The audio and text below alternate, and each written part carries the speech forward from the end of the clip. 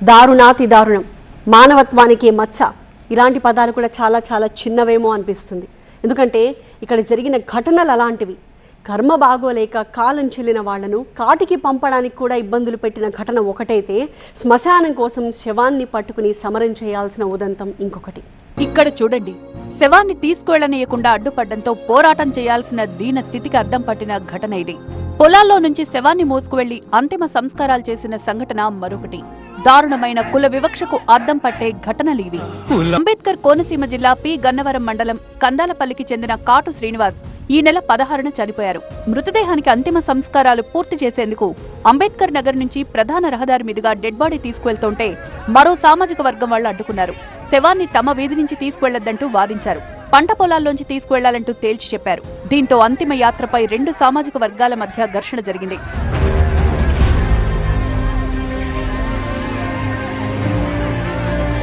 కొన్నాళ్ల క్రితం కూడా అక్కడ ఇలాంటి ఘటనే జరిగింది.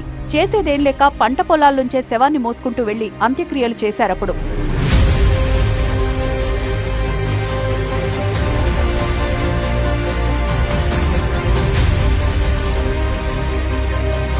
ఆ నియోజకవర్గం ఎస్సీ రిజర్వ్డ్, పైగా ఆ రోడ్డు వేసింది ఎస్సీ సబ్ ప్లాన్ నిధులతో. అలాంటి రోడ్డుపై తమనే వెళ్లకుండా అడ్డుకోవడం ఏంటని ఎస్సీలు ప్రశ్నిస్తున్నారు. ఈ దారుణంపై ఎస్సీ సంఘాల ఆందోళనలతో 10 మందిపై కేసు నమోదు చేశారు.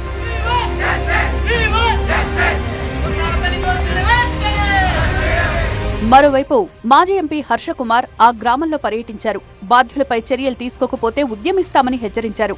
బతికున్న వాళ్ళకి వివక్ష, అంటరానితనం, అస్పృశ్యత. చచ్చిపోయినాడు కూడానా అంటే అసలు వీళ్ళు మనుషులా కాదా అన్నది మనం ఆలోచించాలి. ఒక బాడీని, చనిపోయినోడు బాడీని ఎవరి నిధులతో రోడ్లు వేశారు? ఎస్సీ సబ్ ప్లాన్ నిధులతో రోడ్లు వేశారు. ఆ రోడ్డు మీద ఎస్సీ శవాన్ని తీసుకెళ్ళడానికి వీల్లేదంట. ఎక్కడున్నాం మనం? ఇక మార్కాపురం జిల్లా కనిగిరి సమీపంలో కూడా అంత్యక్రియల కోసం అంతులేని పోరాటం చేయాల్సొచ్చింది. బోయిపాలెం గ్రామంలో 2 రోజుల క్రితం అంజమ్మ అనే మహిళ మృతి చెందింది. అంత్యక్రియలు నిర్వహించేందుకు శ్మశానానికి తీసుకువెళ్తుండగా పోలీసులు అడ్డుకున్నారు.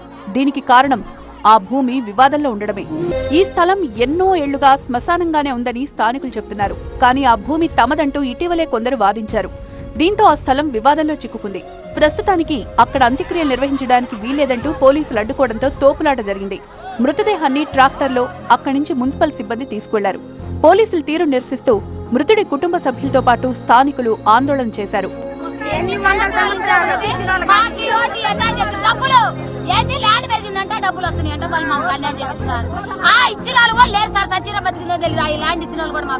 మనిషికి ఆస్తులు, బంధాలు శాశ్వతం కాదంటారు. బొందలగడ్డే శాశ్వత నివాసమని కూడా అంటారు. అలాంటి శ్మశానంలోనే మనిషికి జాగా లేకుండా చేస్తే ఇంకేం చెయ్యాలి?